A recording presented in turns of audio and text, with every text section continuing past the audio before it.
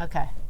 All right. I am here with Lewis Howes, who has written this book, The Mask of Masculinity, which is a subject that I'm fascinated with, really interested in, as the sister of 4 men, the mother of 2 young men, and someone who's interested in men. So thank you so much for coming. Of course. And I was just telling Lois that we're also, we cross over in so many areas. Yeah. People always have said to me, you should meet him. He's talking about a lot of the same things. My daughter Catherine said, Mommy, you've got to get going with Lewis. And so the School of Greatness, and you are really on the same path as I am. We're both trying to interview what I call architects of change, people who are moving humanity forward or trying to do good in the world. And so thank you. Thank you for your voice, and thank you for this book. And we were just saying, this is the book. These are my tabs here, so pay no attention. But you could not have anticipated that this book would come out in this Me Too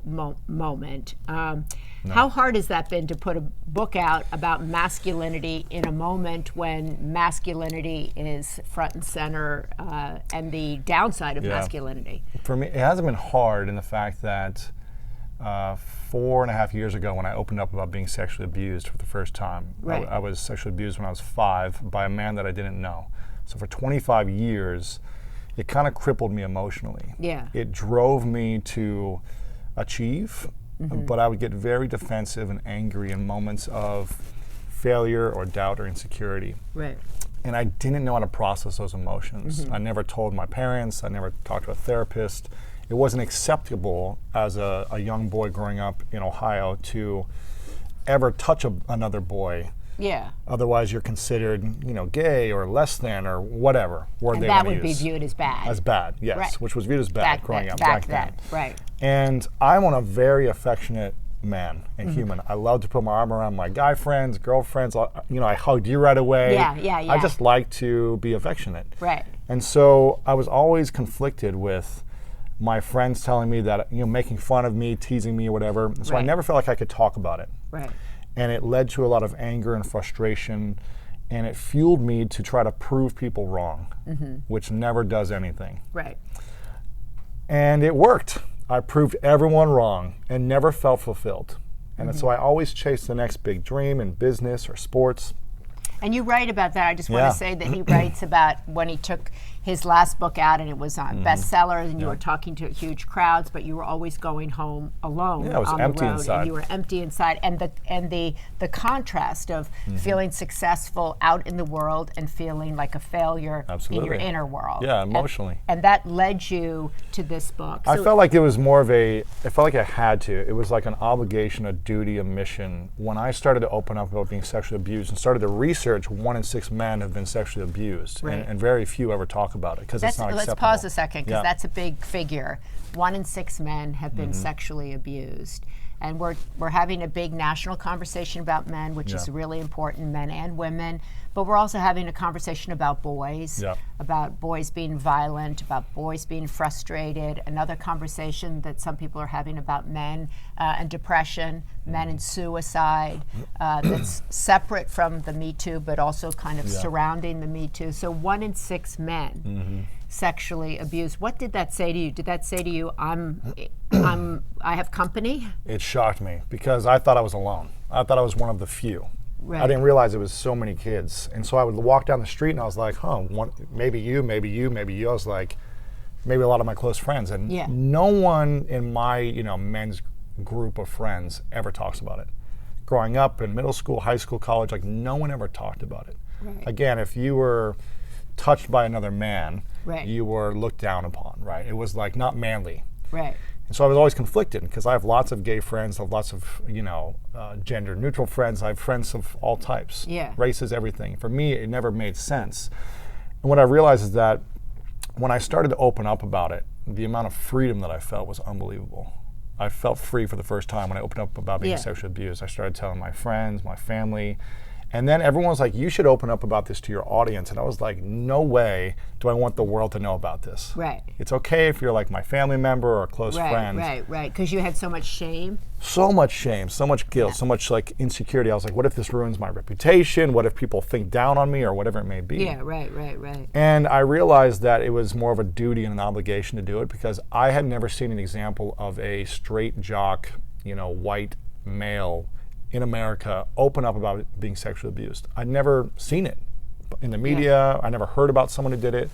And I knew the freedom that it gave me and the relationships that I were building with my mom, with my parents, with my family members, friendships.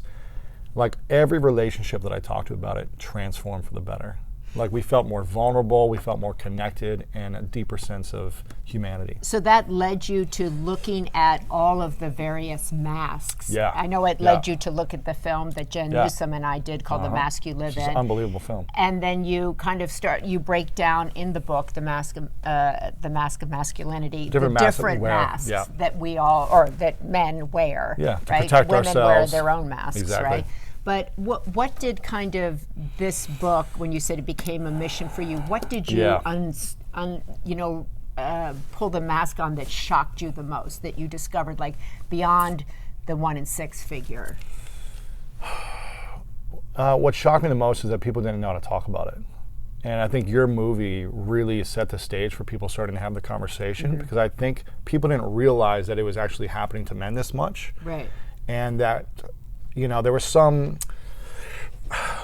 also some hypocrisy that I was thinking that I would talk about this, and some women were like, well, just you got to suck it up. Well, what about all the things we've faced? Right. And so I'm like, I get it. We've all faced a lot of trauma and challenges, and men haven't been right in a lot of things they've done.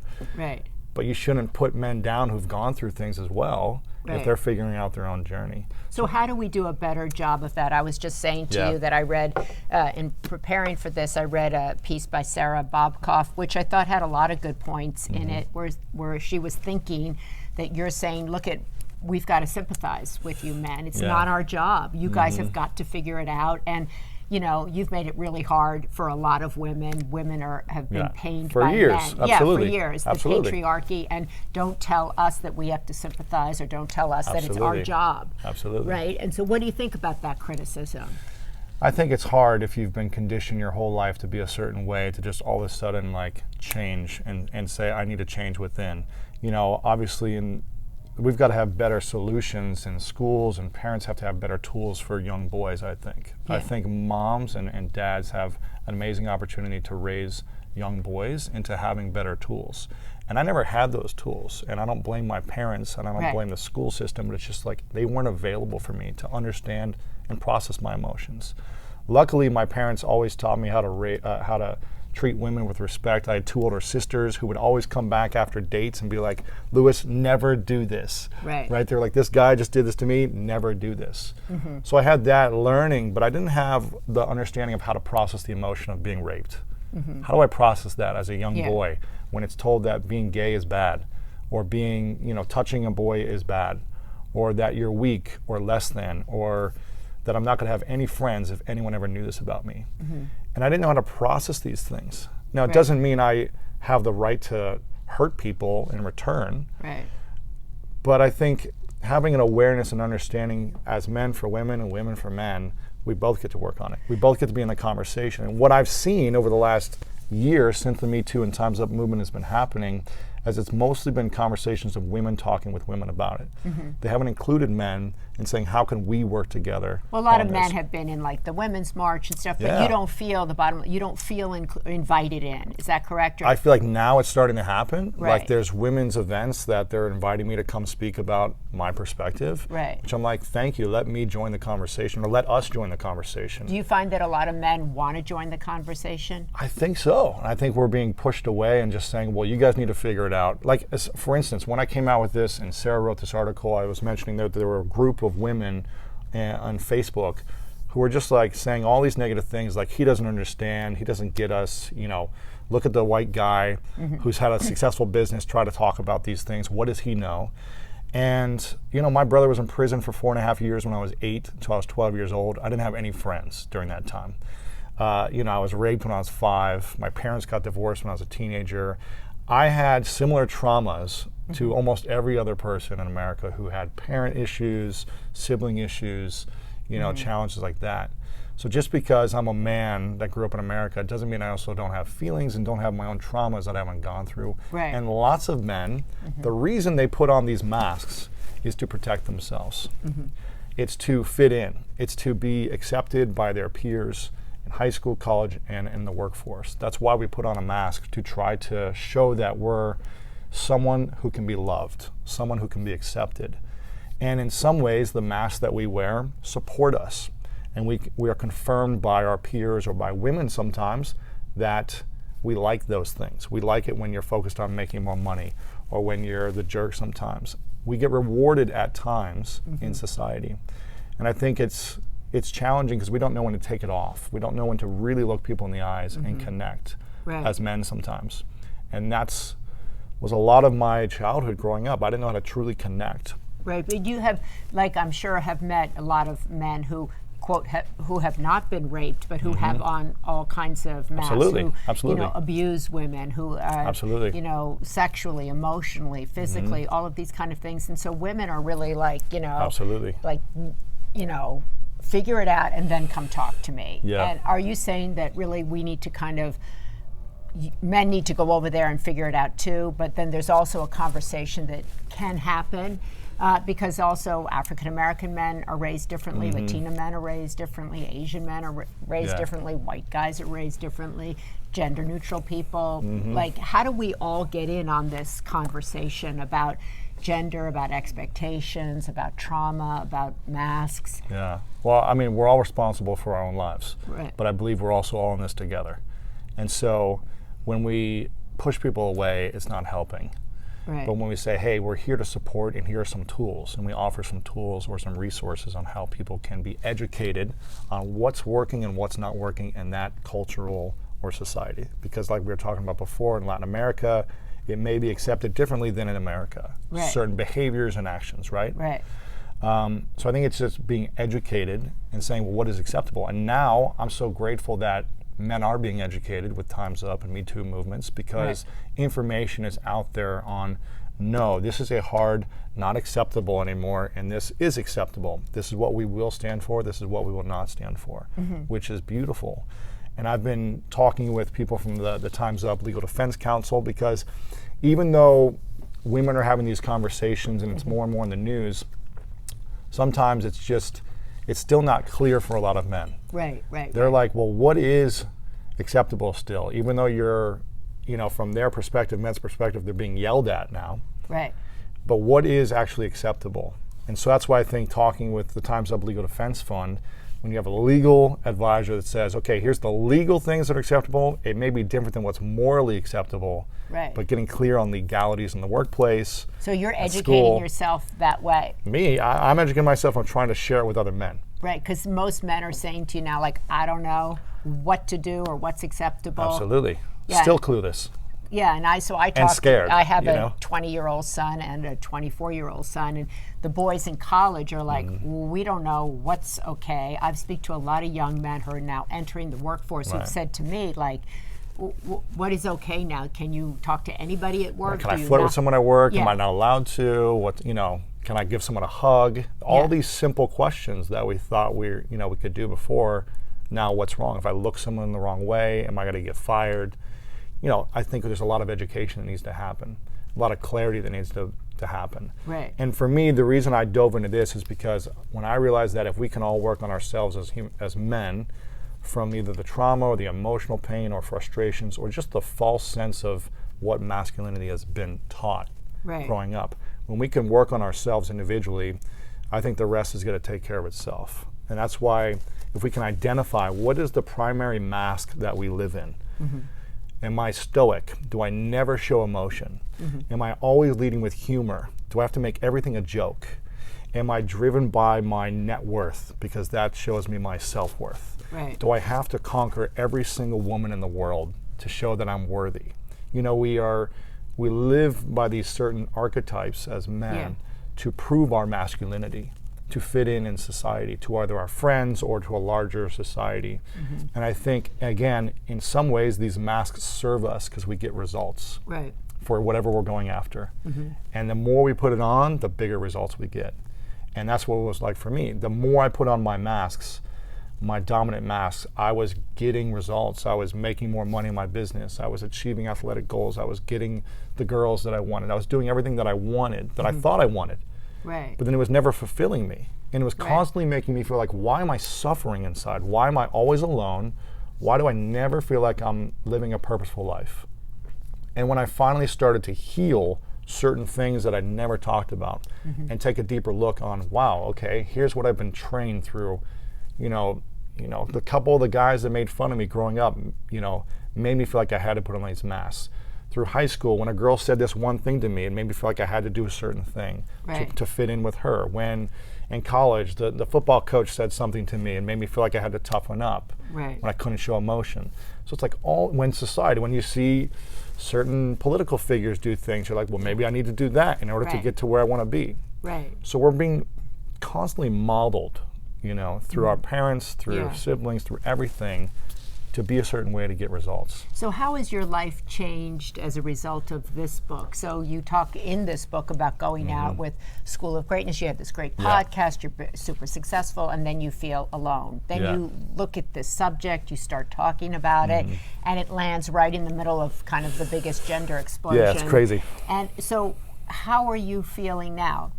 Less successful, more like a student, more like... I'm a constant student of life, just like you. I'm constantly studying how can I improve and understand, just like you talk about in your recent book. It's like the constant meditation of understanding why. Why am I here? What's my purpose? How can we serve humanity at a higher level? So for me, the thing that's changed since doing this and just going through the processing of emotions is I've been able to sleep for the first time. Like I was never able to fall asleep.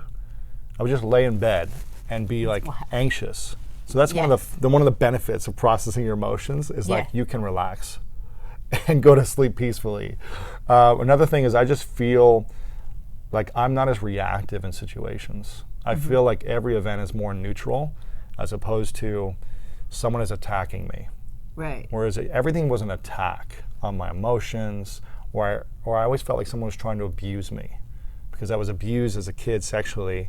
I felt like every little thing was an attack on me, and I would react to defend myself. And I realized that was just hurting me. That was hurting humanity and hurting me if I would react or just get defensive in any way. And so now I think of every situation, again, I'm not perfect, I'm constantly working through it, but I look at things as neutral experiences. And my responses are going to either hurt the situation and hurt my vision and my dreams, or help humanity. And I get to consciously decide every single morning, how am I going to show up today? Do I want to continue to follow through on the pattern from my past? Or am I ready and committed to be a better man and a better human? And that's what I focus on. And when you've gone out do you find men want to have this conversation with you? Or are they like, whoa man, like take that over there, like I don't want to have that. I think you've got to meet people where they're at. And so I need to be in tune to where someone's at in order to be able to know where to take the conversation. If I go right into vulnerability too quickly with a man who's like just not ready for it, it's not going to land with them, it's not going to resonate, and I'm going to lose them. So the reason why I put my face front and center on this is because I was like, okay, I need to attract men who look like me. White jock men who maybe are causing a lot of the harm, or in some cases some of the difficulty in society right now, or looked at that way. How can I Trojan horse men and say, hey, you want to make a lot of money, you want to be successful, you want to get these results, then come listen to me and let's talk about the real stuff now. And I think that's part of the process is just trying to meet people where they're at. And that's why I love the conversations happening from women. But sometimes when I see women just yelling at men, it's not going to be like, well, let me listen. I'm ready to listen to you. But there's a lot of anger that's built up. There's a lot of women who aren't yelling, then there's some women who are yelling, and some women who are trying to be heard, and some women who don't even want to talk to men because they're so mad and feel so misunderstood. So there's, it's, I think it's almost one person at a time, right? One person at a time to talk I mean, that's good that you go and you meet with the Time's Up Legal Defense Fund. You go and you meet with women who have been, hurt at the hands of the patriarchy and want to perhaps begin to have a conversation, or who aren't ready. As you said, meet people where they're at. So what advice would you give to a woman like me who's got 2 boys, right? And I want to raise them to be, why'd you go like that? Well, I think moms have the keys to the kingdom. Okay. Because moms are the true, young boys are very sensitive and emotional. I speak for myself. I cried more than my sisters and than most people. I was always yearning for my mother's attention and love and affection. And then I toughened up over the years because it wasn't cool. It wasn't cool to want. It wasn't cool to my mom to be around. It wasn't cool. It was like, get away. It wasn't cool to have your mom around in school. At what age is that?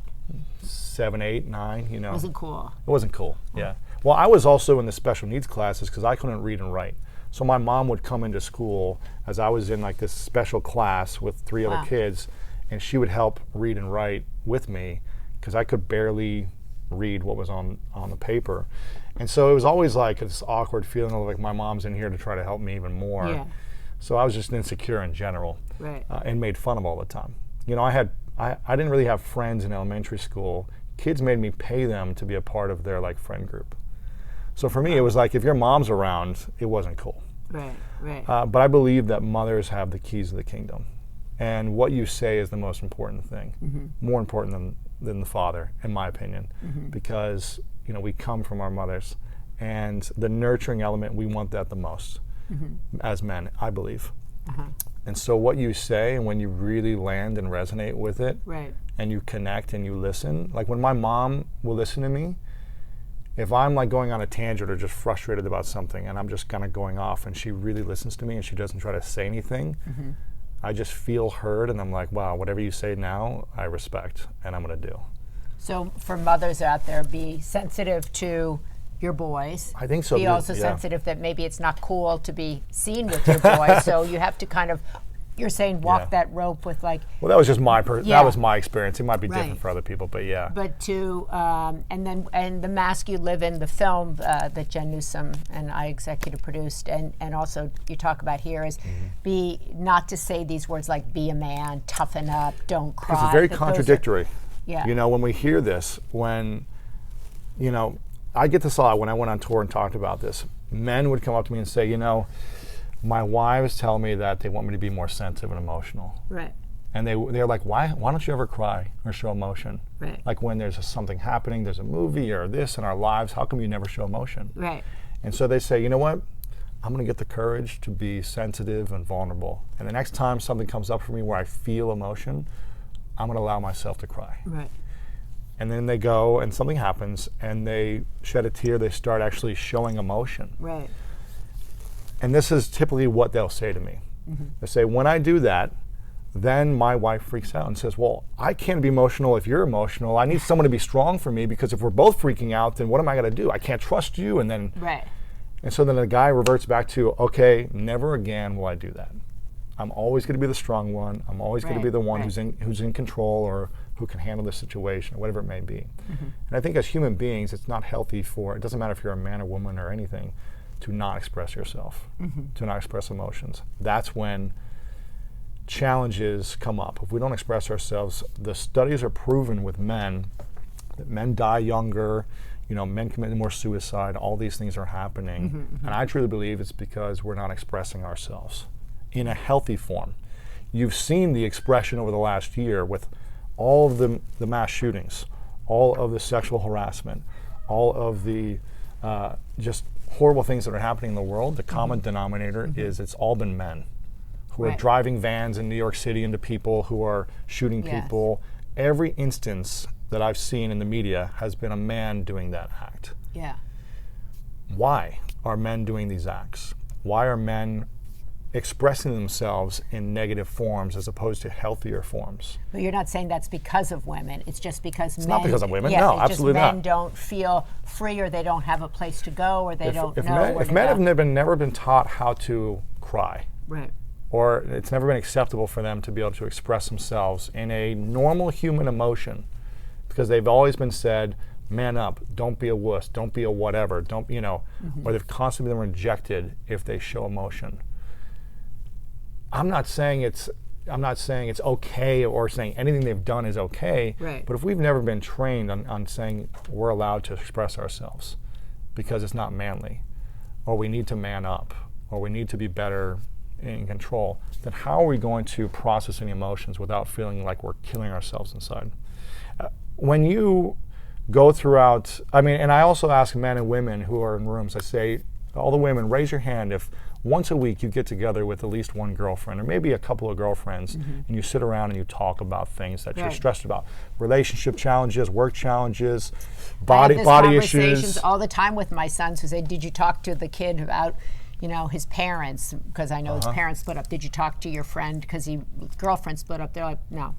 I said, why don't you, I have this conversation all the time with my boys. And how often do you do it with your girlfriends? Yeah, well, I do it also with my boys all the time, but it's like pulling teeth.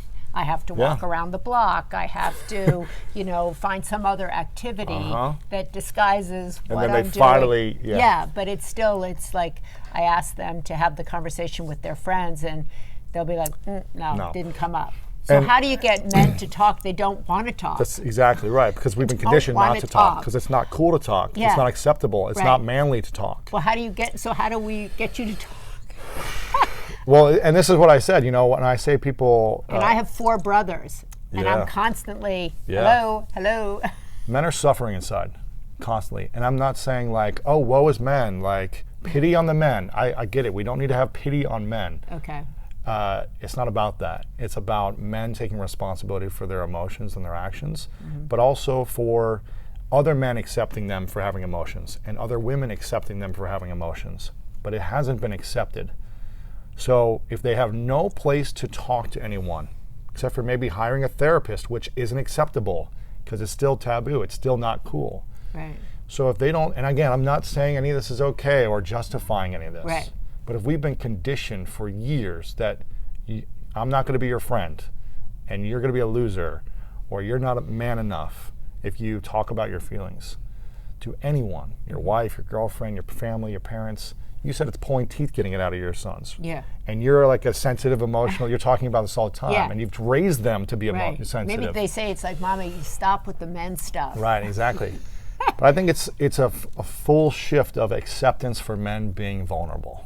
And that's what it comes down to. When I opened up and shared publicly about being sexually abused, I thought my life was over. It was literally the most terrifying thing to talk about because it's not acceptable for men to talk about.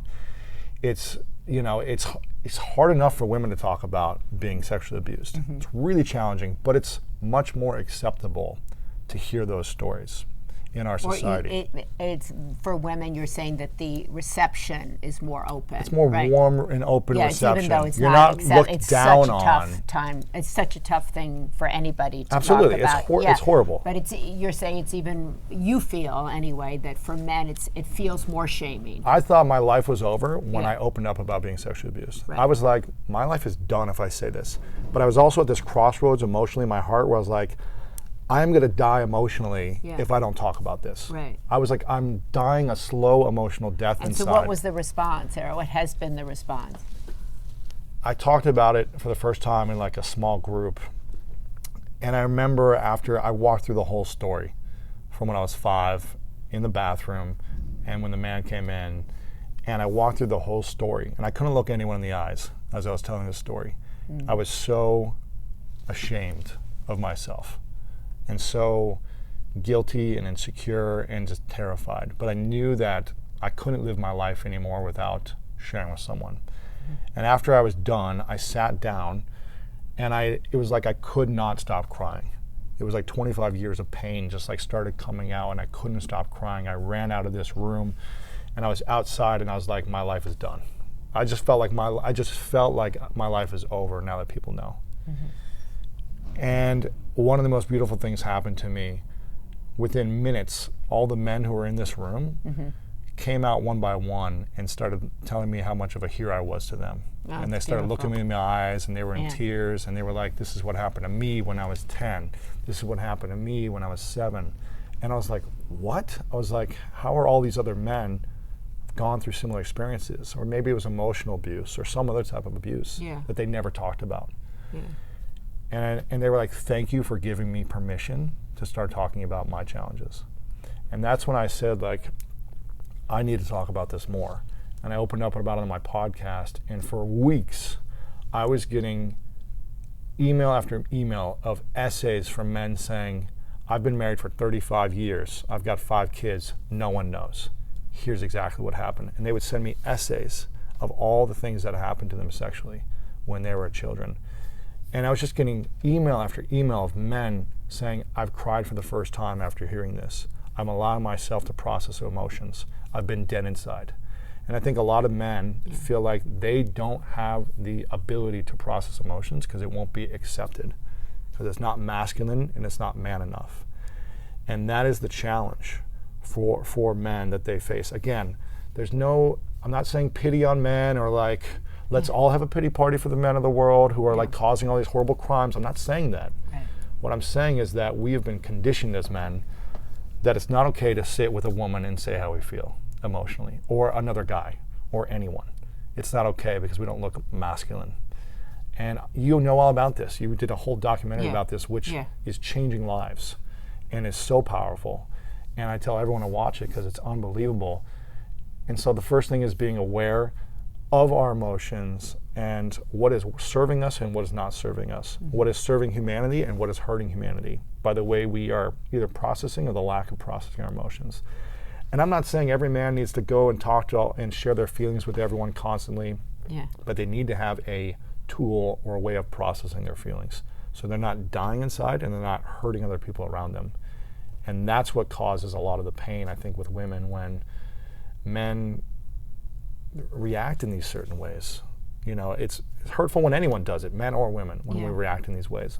But again, when I go on tour and talk about this and I say, all the women, raise your hand if you get together with girlfriends at least once a week and talk about body issues, marital challenges, whatever, self-worth challenges, and every woman raises their hand at least once a week. And I'm like, how many of you do this every day for lunch? And they're all like, yeah, pretty much.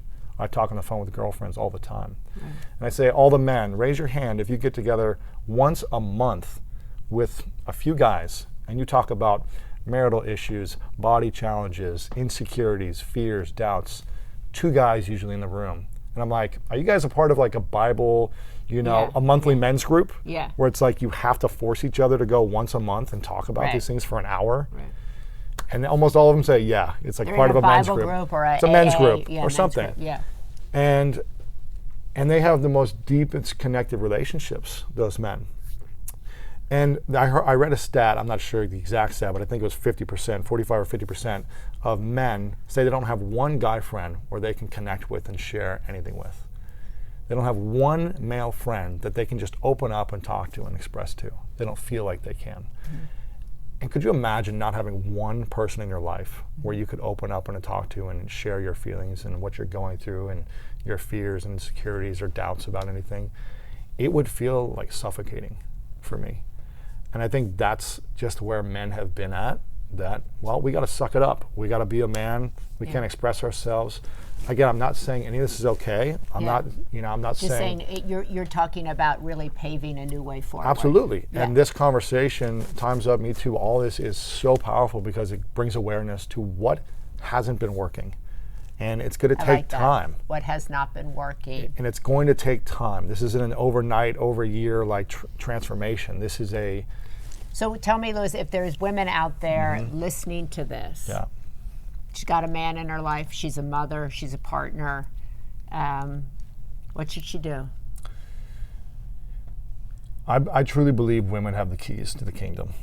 And if you are in a relationship with a man or you have a son, I think you got to sit them down and really say, listen, the things that we've gone through in the past, I want to pave a new way for us moving forward on how we can communicate with each other, me and you, one-on-one. And here is my request. My request is anytime you're feeling fear, doubt, pain, resentment, anger, whatever it is, I would love for you to talk to me about it, or I would love for you to write it down and send it to me, or however you want to receive that information, because maybe the woman doesn't want to hear this all the time. maybe they don't want you to tell them like how, you know, to process your feelings because they don't feel safe. And I think that's the challenge. It's like, what is the safe way of moving forward in relationships specifically? Yeah. And I think it's going to be evolving for both men and women in relationships moving forward. I don't have the full answers. Right. I'm not like the best researcher of these things, and I haven't done 30 years of studies on this. What I have done is the work on how to, as men, how to emotionally handle our own emotions, and for women, how to see the signs of the masks that the men are wearing in their lives so that you can connect with them without hurting them or making them more defensive. And when you can get men, as women, to take off their mask, then they become open and vulnerable and you can see them for what they're really going through. But if you're unable to see the signs of the mask they're wearing, the sexual mask, the aggressive mask, the stoic mask, then you're not going to be able to speak the language that needs to get them to disarm the mask. And that's what it's really about, getting people to disarm themselves so we can have the conversation. This is a really, really important conversation for men, for women, for people who don't identify as either, just for human beings. Absolutely. To better understand other human beings. I think really time's up on us not understanding one another, as in addition to many other things. So the book is The Mask of Masculinity: How Men Can Embrace Vulnerability, Create Strong Relationships, and Live Their Fullest Lives. And this is an ongoing conversation. A lot of men and women who have written blurbs on the back of this, and you're working this every day. You're working it's like a program, right?